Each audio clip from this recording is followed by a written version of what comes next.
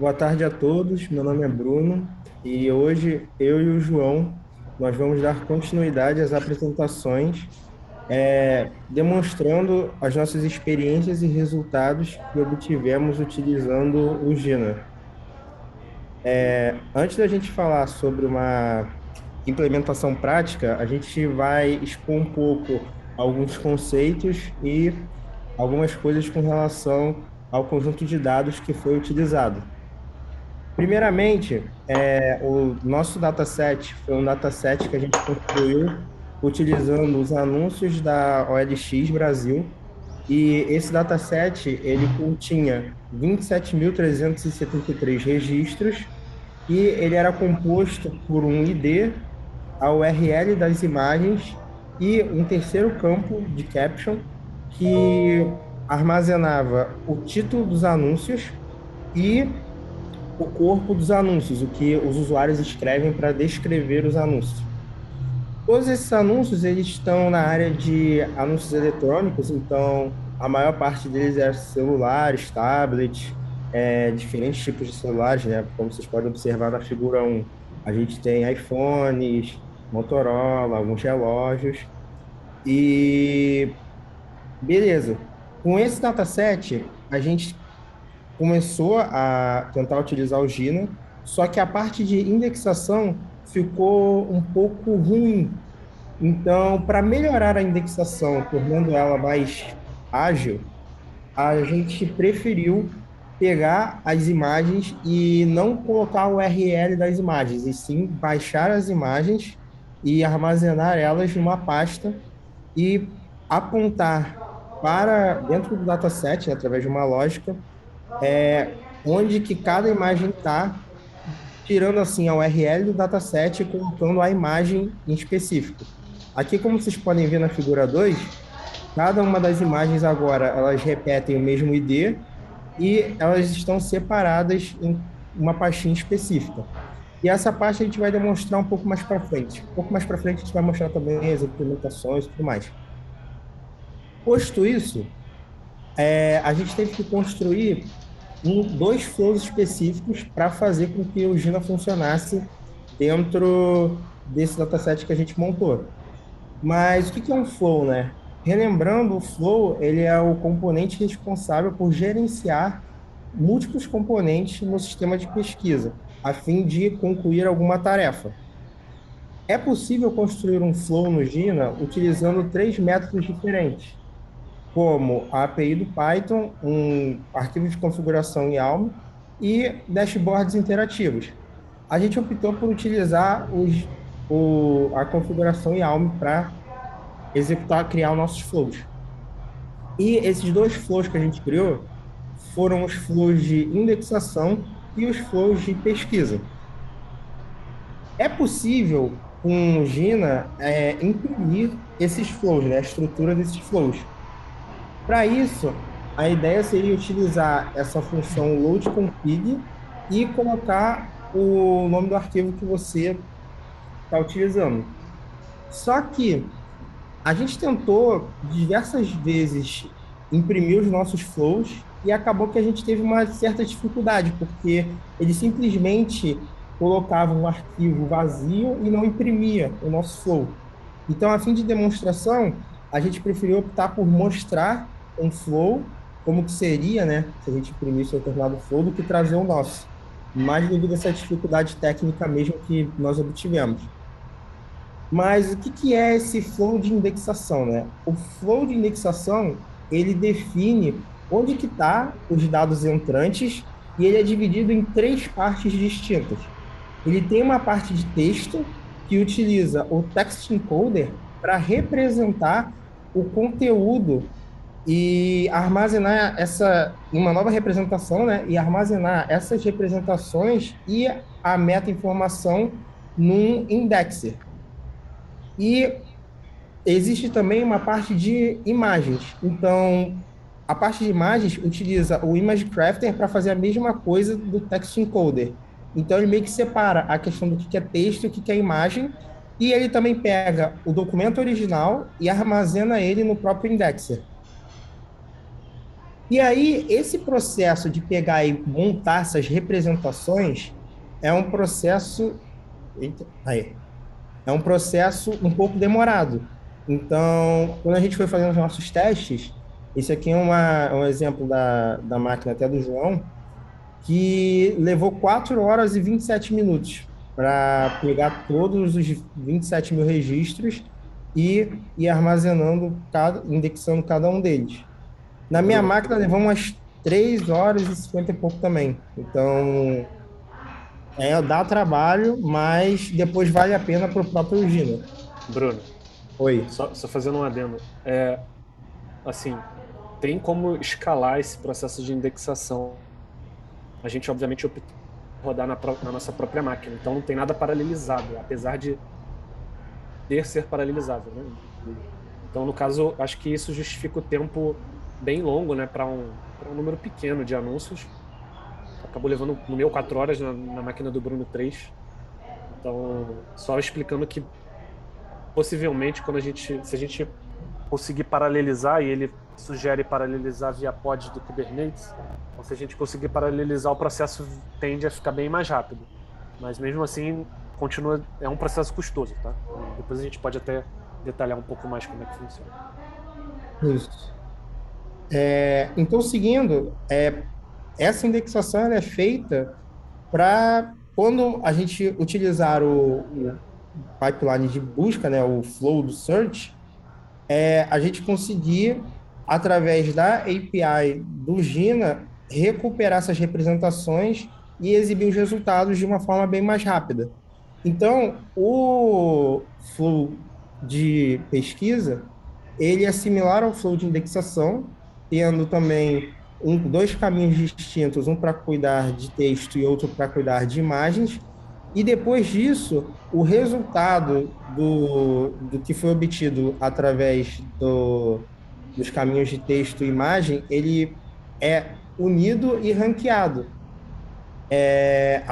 retirando também do próprio documento original que já está no Indexer.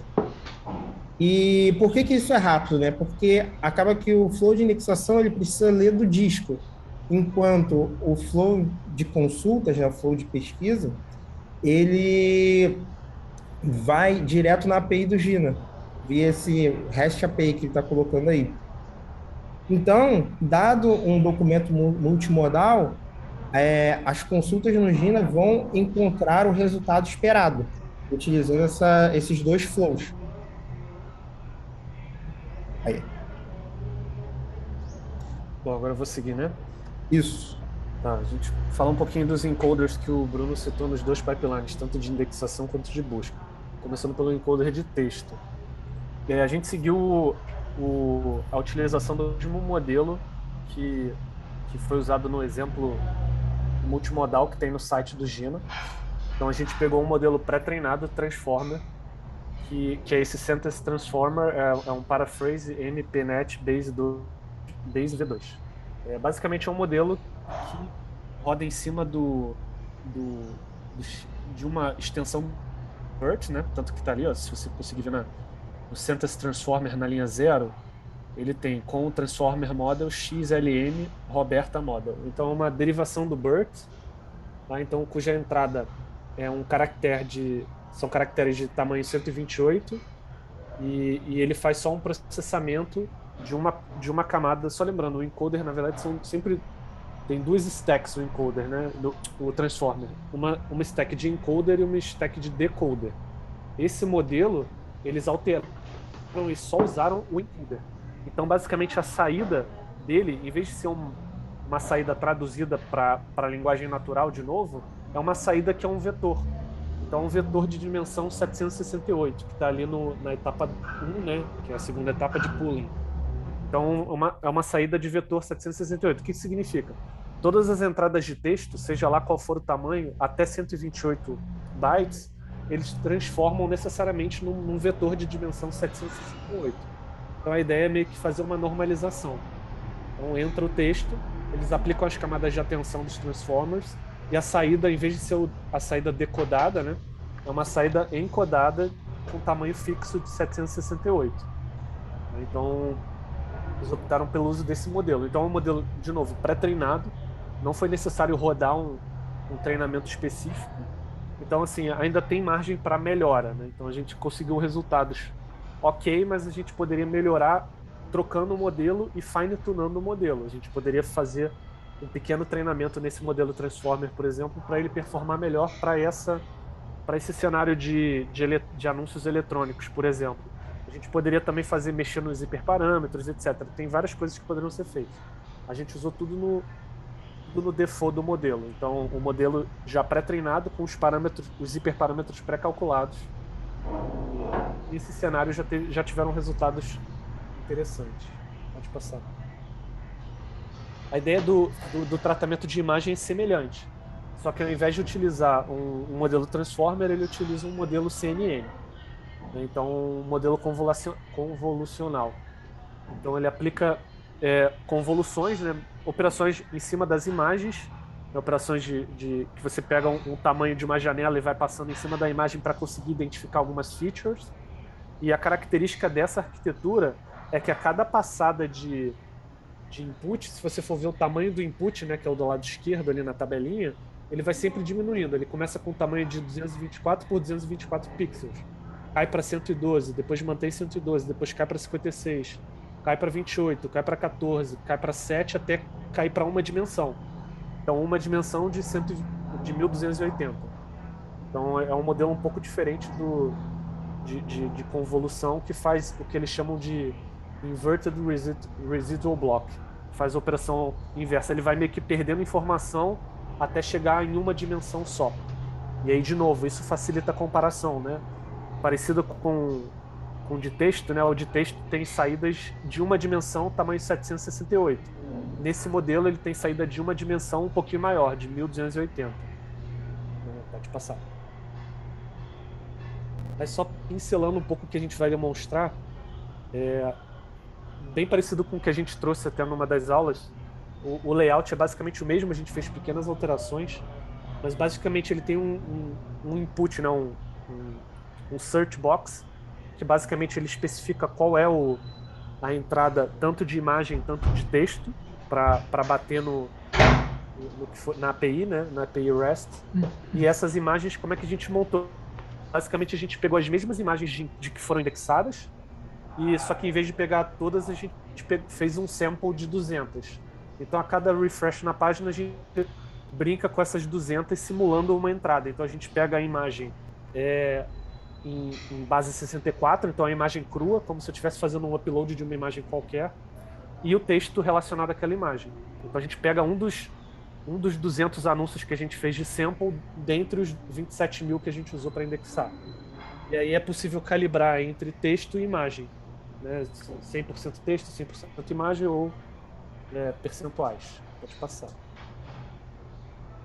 Esse é o payload que é enviado para a API, né? Então, o Git, na verdade, não fornece o front-end, como a gente já tinha dito na última apresentação, ele fornece só um back-end. O back-end é um back-end Python usando FastAPI, que é um framework web só para API. Então, ele só retorna JSON. Então, ele recebe como entrada um request HTTP no formato, acho que é um post, recebendo esse payload, e retorna como resposta um JSON. São os resultados, né, associados. Então dá para ver que no data ele permite ali essa quebra em dois chunks, né, que ele chama. O primeiro chunk é o chunk de text plain e o segundo chunk é um chunk do tipo imagem. E aí dentro desses chunks, Bruno, se você puder ir ali com o mouse, dentro dessa estrutura do JSON ali à direita, isso, tem alguns atributos. Então ele passa o ID, que é um hash, ele passa o peso, nesse caso a gente mandou entradas iguais, 50% imagem, 50% texto. O tipo de texto, se é um plain text ou se é um JPG, isso é o que vai diferenciar lá no back-end para ele saber qual encoder ele vai fazer o match. O texto associado ou a URI, né, associada. A URI é a imagem em RAW. A granularidade eu não lembro exatamente do que se tratava. E esse parent ID é um hash que ele gera. Então, são essas as possíveis entradas do chunk. E lá embaixo é o endpoint que ele está tendo, que é o /search. E os parâmetros são opcionais, a gente está só retornando as 20 primeiras posições mais bem ranqueadas segundo o algoritmo do Gino. Pode passar. E aí a demonstração dos resultados. Então, o resultado sempre do match mais alto até o match mais baixo, ou seja, decrescente. O score ali está até errado nesse print que eu mandei. A gente faz uma normalização no código para o score ficar sempre entre 1 e 0. No caso, ele acabou pegando o valor do cosseno, enfim, se eu não me engano, pode ser 1,5. Então ele botou 1,5 para o match exato, que foi exatamente a imagem que a gente procurou. Então essa é o match exato e depois ele vai meio que caindo o score dado, sempre tentando trazer imagens e textos associados aos de entrada. Pode passar. Bom, agora a gente vai para a página aqui. Eu vou compartilhar minha tela agora.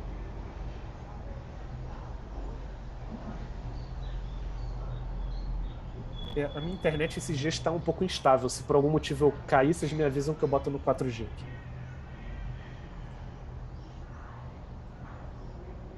Bom. Primeiro eu vou mostrar funcionando, depois eu navego no código, que eu acho que vai ser interessante. Então, basicamente, a tela é essa. A gente só mexeu em algumas coisas, né? Por exemplo, o refresh das imagens aqui, agora é só clicando aqui, ele já dá refresh. E esse refresh nada mais é do que aquele sample de 200 que a gente criou.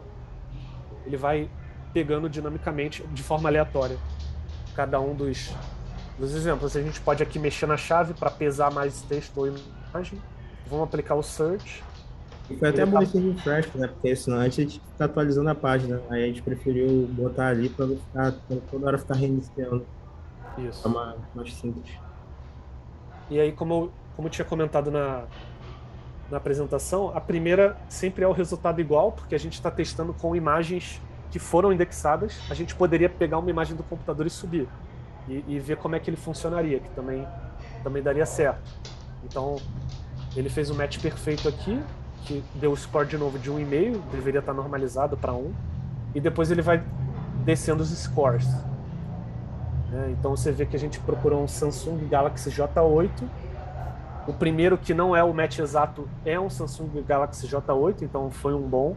Depois ele botou já um Samsung Galaxy J7, já perdeu, já não tinha outro 8, então ele substituiu pelo 7. Mesma coisa que ele fez, eu imagino, para o 2, para o 4, mas tudo mantendo o Galaxy. Então é um resultado que faz até um pouco de sentido.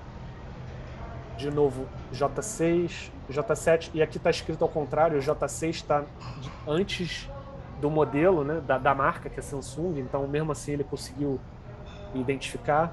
Aqui não tem a palavra Galaxy, só aqui no meio do texto, então ele conseguiu pegar. E tem alguns pontos que ele fez, foi espertinho. Aí aqui aparece o primeiro match mais assim, longe do correto, que é um iPhone, né? Então aqui imagino que talvez tenha pesado mais o match da imagem, né? Os celulares são meio que parecidos, então não tem muito como ele diferenciar. E a nossa base está um pouco viesada para iPhone. A gente tem muito iPhone nessa base. Então acabou. Mas você vê que o score aqui já cai bastante.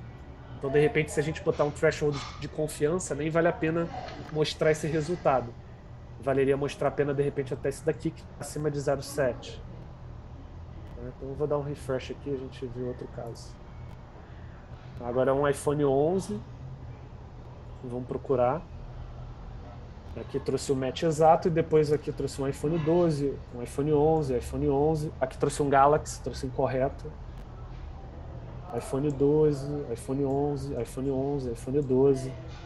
E a confiança é de 70%. Então são resultados aparentemente ok. Vamos agora mexer no threshold. Vamos botar que eu quero ficar levar mais em conta, na verdade levar somente em conta a imagem. Ele trouxe iPhone aqui, outro iPhone aqui. De fato, a imagem está bem parecida, né?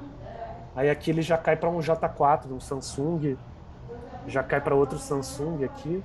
Depois já cai para um Apple Watch. Então já começa a ficar um pouco mais errado. Vamos diminuir um pouco o threshold aqui para 80% imagem. Mesma coisa, ainda não melhorou muito. Ele ainda está pesando muito para a imagem. Trouxe basicamente os mesmos resultados. Vou botar aqui 65. Mesma coisa, então ele está pesando muito para a imagem. Vamos jogar agora um peso maior para o texto, para ver se ele traz mais iPhone 11. Vou botar 80/20. 80/20 ele trouxe um iPhone a mais, mas aqui ainda trouxe o Galaxy errado. Depois, continuando, ele trouxe iPhone. Melhorou um pouco a acurácia, digamos. Mas ainda tem uns Samsungs perdidos aqui. O score aqui já bem mais baixo, né? Deixa eu pegar outro exemplo. Aqui é um smartwatch. A gente dá até para testar com smartwatch. O smartwatch até que foi bom. Ele trouxe smartwatches de verdade. Não se confundiu com o celular. Então todos são smartwatches. Vamos pesar mais para a imagem e ver o que acontece.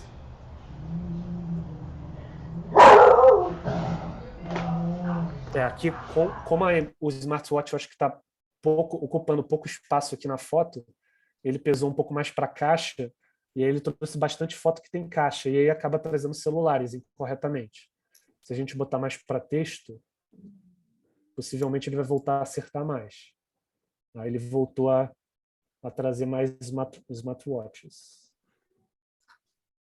Ali naquela caixa de texto também a gente consegue alterar. Então, se quiser, por exemplo, tirar a poluição, que nesse caso aí tem o Redmi 9 em ótimo estado, né? Então, a gente consegue limpar um pouco isso ali.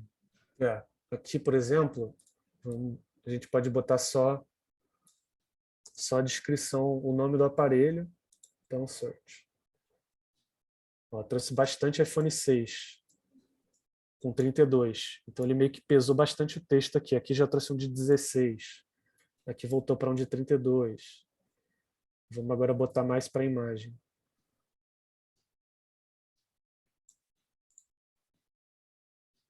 Aqui trouxe um Apple Watch aleatório, um Samsung. Então assim, quando bota imagem, que o Samsung, a foto de parte de trás do Samsung é muito parecida com a do iPhone. Então assim, faz sentido. A gente botou mais peso para a imagem e ele acabou trazendo imagens mais parecidas. Então, o celular é um pouco difícil, talvez, o match com imagem, porque mal ou bem eles são muito parecidos, né? Então, fica um pouco mais difícil. A gente pesando mais para texto vai trazer mais iPhones. Só iPhones, né, no caso. Aqui foi o primeiro que apareceu um Motorola.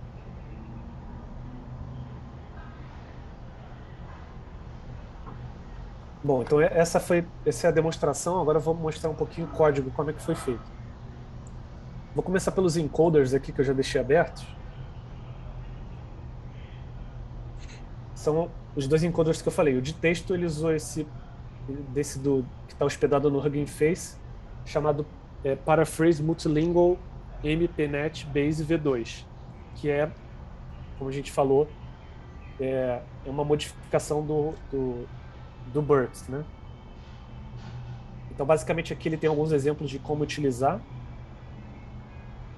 Aqui você pode, por exemplo, na configuração dele, mexer a metodologia de pooling. O pooling seria como fazer o cálculo da atenção das entradas, né? Quando você usa Transformer, a primeira etapa do Transformer é você passar por um tokenizer. Então, a ideia do pooling é qual a estratégia você vai usar para meio que tentar calcular o peso de um tokenizer perante o outro, né? Que são as camadas de atenção. Então a gente usou, se eu não me engano, o padrão dele. Aqui são alguns. Aqui foi da onde eu puxei exatamente a arquitetura, né? Entradas de tamanho 128, saídas de tamanho 768. Aqui é a publicação, referente ao modelo de 2019. E aqui ele diz até aqui no ID, né, da identificação do texto, tem como ver que é originado de um BERT, né, aqui também, BERT Networks. Então esse foi o modelo de texto, e aqui o modelo para tratar a imagem. E aí o imagem ele já é uma biblioteca dentro do PyTorch, que é o framework utilizado pelo Gina. Mas, se não me engano, ele também pode usar o do Google, o Keras, né? Enfim, mas nesse caso, exemplo, a gente usou o PyTorch. E aí o PyTorch, por default, ele já tem esse Vision, esse pacote. Então você usa o pacote Vision e especifica qual é o modelo. A gente usou esse MobileNet V2, já pré-treinado True. Então aqui basicamente ele recebe, deixa eu aumentar um pouco, ele espera receber imagens com 3 canais RGB, né? Então um canal vermelho, um canal verde e um canal branco, né? RGB, e preto e branco, de tamanhos 224. Então 224 por 224, uma matriz, né? 224 por 224, e é um tensor porque são 3 camadas. E aí, ou seja, é a característica das imagens JPG, usam esses três canais, e as imagens que a gente mandou são de tamanhos diferenciados. Então, o que ele fez? Na primeira etapa, antes de enviar para o modelo, ele faz uma transformação nas imagens. Então, ele pega as imagens que a gente viu JPG, pega as 3 camadas, os 3 canais, e dá um resize para ficar de 224 por 224. Isso já tem uma perda de informação, mas, enfim, tolerável. Então, aqui ele já faz o resize, faz um crop, e aí, finalmente, ele transforma para um tensor, e ele aplica até uma camada de normalização aqui, para finalmente mandar a entrada para o modelo, né? Então, na imagem existe um pré-tratamento, né, necessário a ser feito. Então, ele abre as imagens, faz um resize, faz um crop de 224, transforma em tensor e ainda aplica uma camada de normalização. Outra coisa que tornou o processo um pouco mais lento. Esses modelos você pode escolher se você vai fazer a computação usando CPU ou GPU. Eu não tinha GPU, então no meu caso foi CPU. Na do Bruno eu imagino que também. Então isso Sim. certamente deixou o processamento mais lento. Tá? Então aqui basicamente não tem muito mais o que falar. Aqui é o exemplo. Vamos para o código, né? Então o código, como a gente falou, a API do Gina, ele te libera um endpoint web, né? Então é um framework web que conversa via HTTP. Então ele levantou localmente aqui no meu computador usando a porta 8080. Ele diz que levantou um público aqui também, mas eu acho que não levantou, mas enfim. A gente está acessando localmente usando a porta 8080. E a gente vai fazendo requests para ele via aquela interface gráfica, essa daqui. Só que essa interface gráfica foi construída. Então não existe no Gina um padrão, como, por exemplo, a gente discutiu em outros projetos, por exemplo, o Trill, né, que seria uma interface gráfica genérica para ferramentas de question and answering. No caso do Gina não tem. Então você tem que sempre customizar um front-end para o caso de uso que você está fazendo. Então aqui a nossa pasta é essa multimodal. Vou começar mostrando então esse arquivo, o index.html, que é bem simples. Na verdade é uma tela só que a gente pegou, e aqui ele vai fazendo as requisições para o... Não é aqui. Aqui. Aqui ele monta o payload, que é exatamente aquele que a gente mostra na tela. E aqui ele faz a requisição AJAX para o servidor do Gina, na rota de search. Então a gente passa o search, passa o payload, e aí ele consegue se entender basicamente pelo payload, se ele pesa mais imagem, se ele pesa mais o texto, mas basicamente são sempre 2 inputs que batem separadamente, imagem e texto, depois ele faz uma junção dos resultados.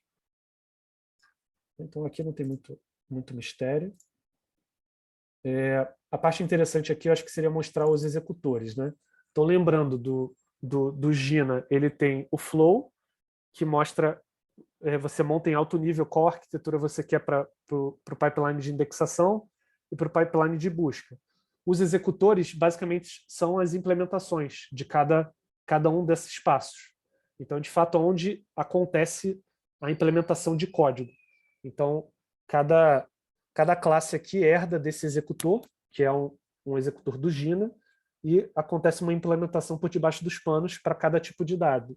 Para o dado tipo imagem, para o dado tipo texto e para o dado tipo voz. Então, aqui, focando no primeiro segmenter, né, que é o primeiro que acontece.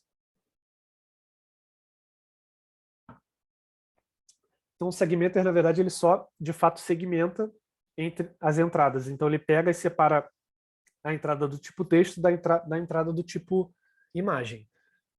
E ele bota numa mesma estrutura de dados, que é um document aqui, que é dessa biblioteca docArray, que também é utilizada pelo Gino. Então, aqui, primeiro, sem tratamento nenhum, ele só separa imagem de texto. Depois disso, ele chama o text encoder. Então, pelo segmentor, ele pega só a parte de texto, e aqui ele diz que quer utilizar um modelo pré-treinado, ele especifica aquele modelo. A estratégia de pooling é a média, tem outras estratégias existentes. Layer index eu não sei exatamente o que funciona, e mais alguns parâmetros opcionais. Então aqui, primeira passada do modelo de transformer, ele carrega o tokenizador, ele usa esse auto-tokenizer. Sempre quando você escolhe um modelo transformer, ele já existe um tokenizer associado. Então ele usou o tokenizer padrão. Então aqui ele carrega o tokenizer, aquele modelo carrega o modelo, e aqui aquele detalhe que eu falei, ele usa CPU. Se alguém estivesse usando GPU, era só passar como parâmetro aqui a GPU, que ele aceleraria um pouco mais o processo.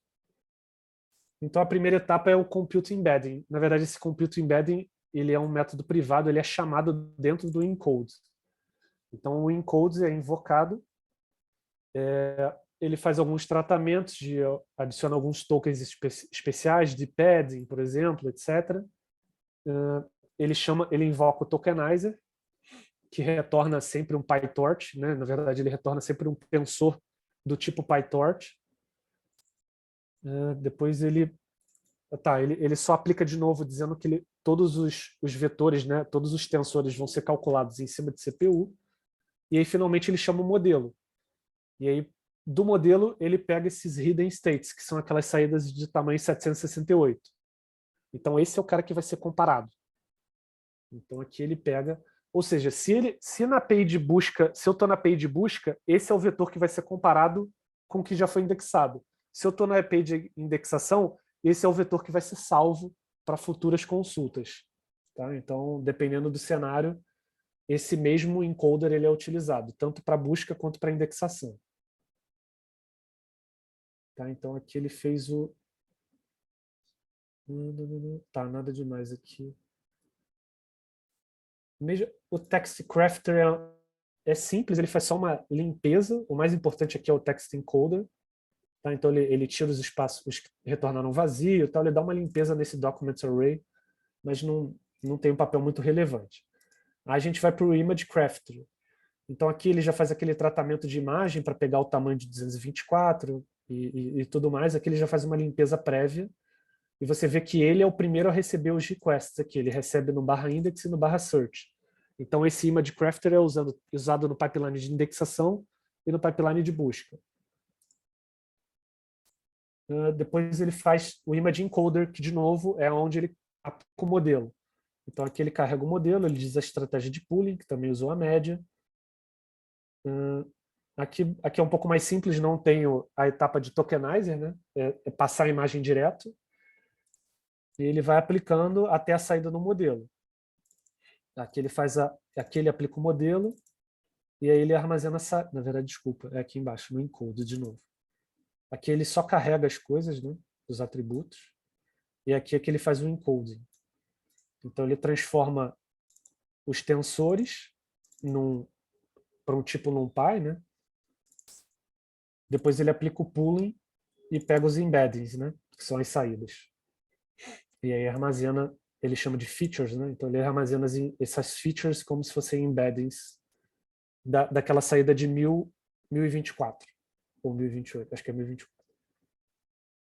De novo, para consulta ou para futuro match da busca. E aí tem essa distinção, né? Tem o encoder de texto, o encoder de imagem, e aí ele faz um vínculo entre eles, que, se eu não me engano, é usando esse docVector aqui. O docVector aqui, exatamente. Ele é mais utilizado, fica mais claro que ele é utilizado para o pipeline de busca, apesar de ser para indexação também. Mas aqui na busca a gente vê o que ele faz por detrás dos panos. Ele, na verdade, faz uma comparação de cossenos. Então ele faz um match de similaridade utilizando a distância de cossenos. Tá? Então aquela normalização que eu falei que estava vindo 1,5, que eu falei que estava errado, é porque a gente passou a normalização para ficar entre 0 e 1. Por algum motivo, lá no front-end ele está botando 1,5. Mas o correto é o resultado ser 100% de match ou 0% de match. E aqui a gente passa o limite de quantos a gente quer que retorne, né, que são os top case, a gente está retornando 20 nesse caso. Então aqui é o segredo, basicamente ele transforma tudo em vetores durante a indexação. Na busca ele gera vetores para aquela busca específica e aplica um match de cosseno para calcular exatamente a distância entre os dados armazenados do dado pesquisado. Essa rota de dump é a rota de... Desculpa, pode falar, Bruno. Não, pode terminar. Essa rota de dump é exatamente para persistir, né? Então, durante o processo de indexação, ele salva em disco os dados. Eu posso até mostrar aqui, não dá muito para ver em que formato está, apesar dele dizer que está em JSON, ele está num formato meio esquisito aqui. Até demora um pouco a abrir, porque são 4 GB de arquivo. Então, ele fica num formato otimizado para busca aqui, tá? Meio que um hash. Mesma coisa o de texto. Então ele gera um para texto e um para imagem. O de texto é um pouco menor, 191 megabytes. E aqui dá para ver uns trechinhos, dá para ler, né? O que ele salvou. E esses são os caras que são buscados na hora... O dump faz isso, salva, e depois no search ele bate nesses pedaços salvos. E aqui por final ele tem um ranqueador, né? Que seria o peso dado para cada um dos matches, né? Então você vê que ele faz 2 fors. Então ele faz primeiro um for para as imagens e depois um for para os textos.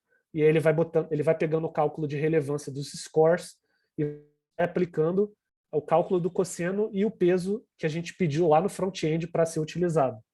Então, supondo que a gente pediu para ser meio a meio, esse dmod weight vai ser 0,5 e esse dmod 1 weight vai ser 0,5 também. E aí, de novo, ele pega o score de cosseno, que já foi calculado pelo back-end, e aí, finalmente, ele calcula a relevância daquele cara que deveria estar entre 0 e 1. Então, é bem simples, assim, por baixo dos panos, né? Depois que você transforma tudo em vetores, ele basicamente faz um match usando alguma métrica, nesse caso de cosseno, e você calcula quanto de peso você vai dar para a imagem, para texto, e ele te retorna um número, um score de relevância. E aí você consegue ordenar os resultados por esse score. Tá? Acho que seria isso. Só ia comentar que nesse Flow Index e nesse Flow Search, aqueles 2 arquivos ali, que ele consolida o Taxicrafter e o Image Encoder. Ah, tá, boa. Aqui. Que aí que eu comentei previamente, esse first path é onde ele está pegando e está definindo que ele vai utilizar o text encoder, o document vector indexer, e aí ele vai dividindo, primeiro para texto, aí lá no second pathway, lá embaixo, ele vai para as imagens, e por último, aquele terceiro que vai pegar o documento e salvar o documento original. E a mesma coisa para o de search. Exatamente. Então aqui está meio que a descrição do passo a passo do pipeline que ele vai fazer. Aqui tem a lista de executores, ele começa pelo craft text, depois o encode text, depois o text indexer, depois ele faz o craft image, encode image, image indexer, depois ele tem, aqui é o de busca, né? Então ele já faz o ranqueamento com os pesos e depois ele retorna os documentos associados. Isso aí. Aqui tem meio que a descrição passo a passo. E aqui o arquivo que roda, né, que seria o app.py. Então a gente botou aqui para dar o run. Então no run inicial a gente botou por default para ele pular a etapa de indexação, né, porque a gente já tem os dados indexados. Então aqui ele só faz o load das bibliotecas de dependência. Depois ele faz se for para esquipar o processo de indexação, que foi aquele que levou 4 horas, ele pula esse bloco de código aqui. Senão ele vai e itera, e aí ele itera onde? Ele itera no CSV que a gente passou para ele, que o Bruno detalhou na apresentação, e ele vai linha a linha armazenando, né? Fazendo a operação de chamar o modelo para texto, o modelo para imagem e salvar a saída dos modelos na pastinha e usando esse dump aqui. Então ele persiste todos os dados em disco e baseado nesse CSV de entrada, essa é a operação que poderia ser paralelizável, a gente não fez paralelizável, por isso que demorou mais do que imagino que o normal. E finalmente o pipeline de busca, né? Que carrega o flow search, que a gente mostrou há pouco, protocolo HTTP na porta 8080, ele abre o navegador e esse bloco aqui é exatamente para o sistema ficar em pé infinitamente. Então, desde que eu abri a apresentação, o sistema está aqui em pé e funcionando. A gente pode fazer buscas que ele está batendo no back-end e está funcionando. Acho que seria isso. Isso aí. Apresentação. E obrigado a todos.